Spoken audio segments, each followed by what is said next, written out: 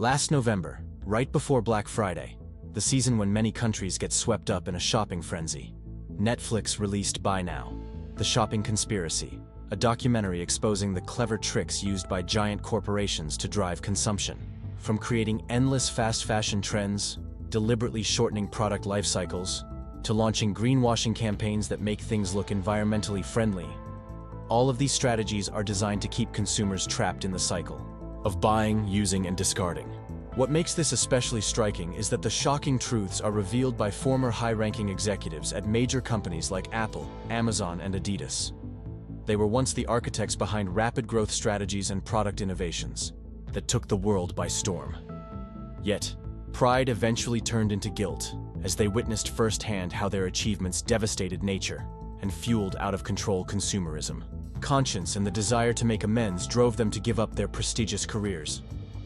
These former leaders chose to denounce the very organizations they once served and deliver a powerful warning to consumers through this film. So, how did these corporations exploit human needs for profit? And what do we need to do to become consumers with independent judgment?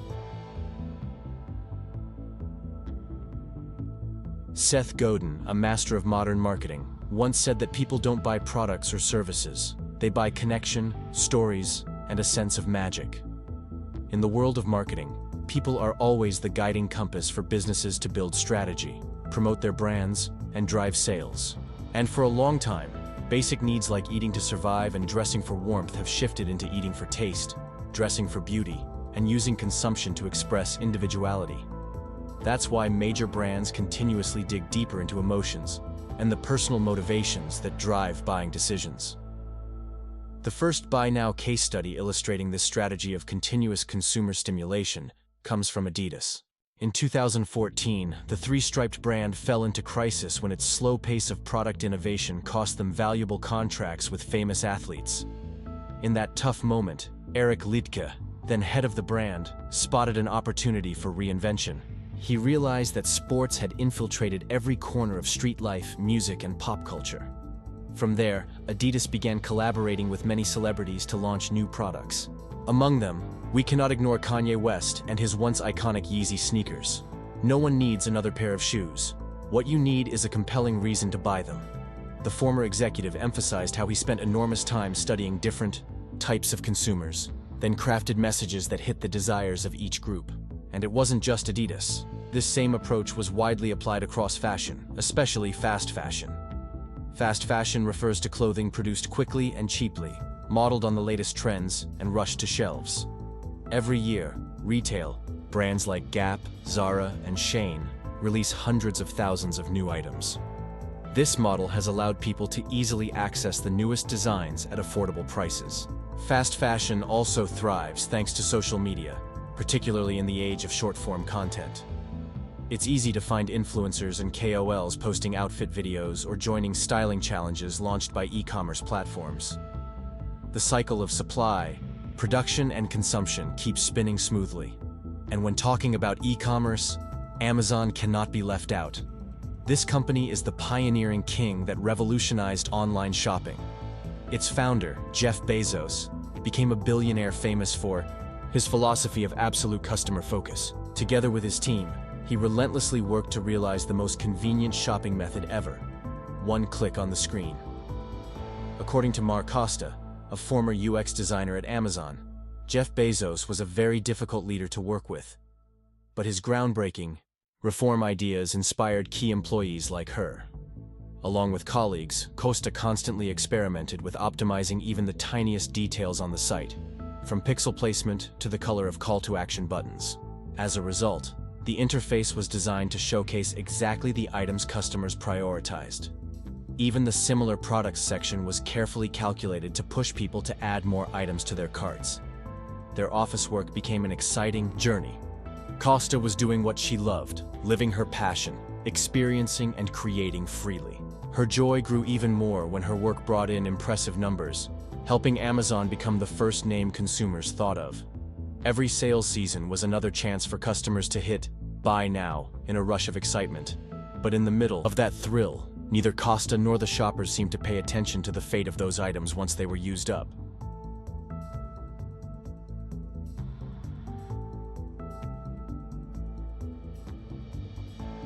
Before digging into the journey of discarded products, the film introduces a concept called planned obsolescence, the deliberate shortening of a product's life cycle.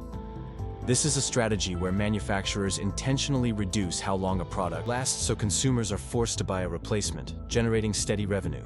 For example, in 1925, a cartel of light bulb manufacturers in North America and Europe cut bulb lifespans from 2,500 hours down to just 1,000. Typically, making a product become outdated quickly happens in two ways. 1. Designing it to degrade faster, like the bulbs, or 2. Constantly releasing new versions with minor updates. In tech, when it comes to consistent product launches that make the whole world hold its breath for the next reveal, Apple's Bitten Apple logo is always at the center. Apple drops new iPhones every year.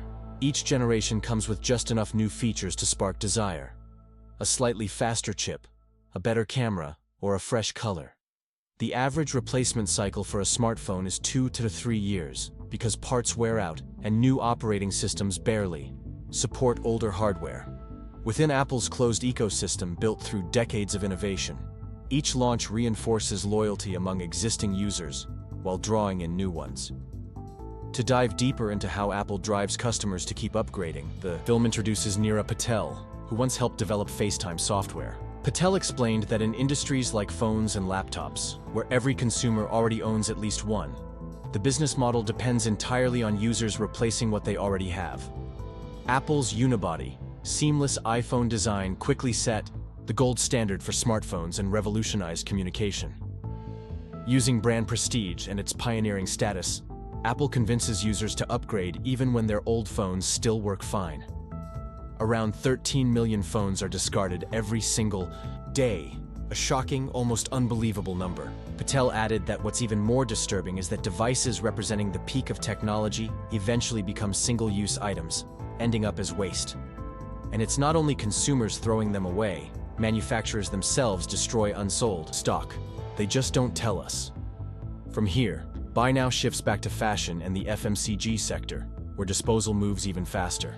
We hear from Anna Sachs, owner of the TikTok account, The Trash Walker, who documents rummaging through dumpsters filled with discarded items from major companies. Her videos reveal countless products in perfect condition. Clothing, cosmetics, home goods, even food, all tossed out simply because they didn't sell. Many businesses even require employees to slash or destroy products before discarding them to protect brand value and avoid storage or transport costs, rather than donating them. Amazon is no exception.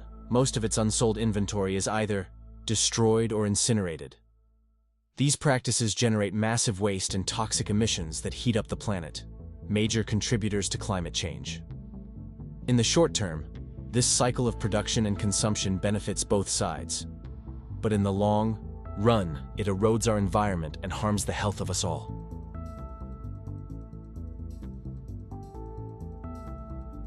Big corporations understand very well that today's consumers care more about sustainable living. Toxic air and polluted environments are directly threatening the future of their own children. Using their abundant resources, these giants start spinning beautiful, convincing stories to glorify their so-called green operations. One of the flashiest manipulation tactics is greenwashing, when brands mislead customers by making false claims about being eco-friendly. In the film, former marketing expert Mara Einstein shows how companies create a fake sense of reassurance. They shoot commercials in pristine nature and slap green labels on packaging. To make the message even more impactful, they use child actors, cheerfully chanting about recycling in their ads. Compared to adults, children make the message softer, less salesy, and more emotional. This plants the feeling in viewers' minds that the brand truly cares about the future of the next generation. Then there's the truth behind those recycling labels on plastic. Chemical engineer Jen Dell, who once helped big corporations produce supposedly eco-friendly goods, admitted that most recycling symbols are just a trick. Once items hit the shelves, the company's responsibility ends. In reality, plastic packaging is either buried or burned. As for e-waste, it usually ends up in developing countries. In the film, environmental expert Jim Puckett investigates the trail of discarded electronics. Shipping e-waste abroad is illegal, but companies find ways to skirt the law. He explained that dock workers often get around $100 for each container, of trash they help move overseas.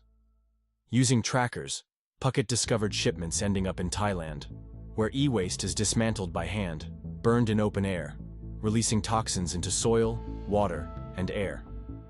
Fast fashion also worsens the global environmental crisis. Many brands encourage customers to bring in old clothes for recycling programs, rewarding them with discounts for future purchases. But these mountains of donated clothes are exported to countries like Ghana, where locals can't possibly use them all. Ghana has 30 million people, yet 15 million items arrive every week. Designer Chloe Asom explained how clothes pile up into mountains on beaches, while shoes wash back ashore. Most of the fabric is polyester, derived from petroleum. When washed or thrown away, microplastics leak into water and food supplies. Essentially, we are eating plastic. These tiny sharp particles cut into lung tissue and cause inflammation at any time. Waste has become an unavoidable reality. Massive landfills have been recorded in Spain, Bosnia, South Africa, Hong Kong, and even developed countries like the US and UK. Former executives from these corporations now appear on camera with regretful eyes, sharing their guilt in hopes of redemption. Among them, Mar Costa speaks the loudest. After realizing her work was indirectly harming the planet, she rallied thousands of colleagues to join shareholder meetings questioning Jeff Bezos about Amazon's role in the climate crisis. They protested and went on strike. Costa's efforts did spark backlash, but it wasn't enough to change the tide. Amazon responded with a flood of green pledges, promises to cut carbon emissions, invest in renewable energy, and even rename Seattle's Key Arena into Climate Pledge Arena, the first sports venue in the world declared net zero carbon. But this was just another distraction. Amazon still partners with oil giants to exploit fossil fuels for production. And Costa? She was fired for violating internal policies. That's how megacorporations manipulate public trust. They continuously spin new stories to cover up secrets the public shouldn't know. And when someone refuses to play by the rules, that person is pushed out.